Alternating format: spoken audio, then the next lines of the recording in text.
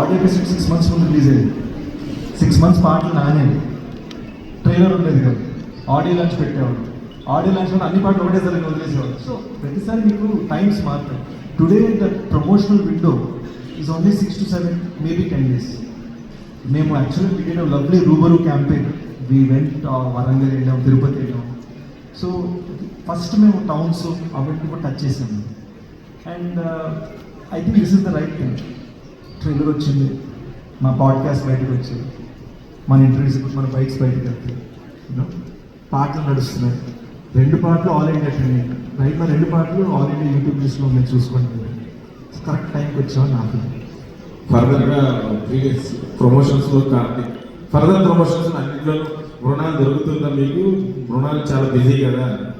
No, she is the soul of the film, and I'll actually have her say how she feels about the film.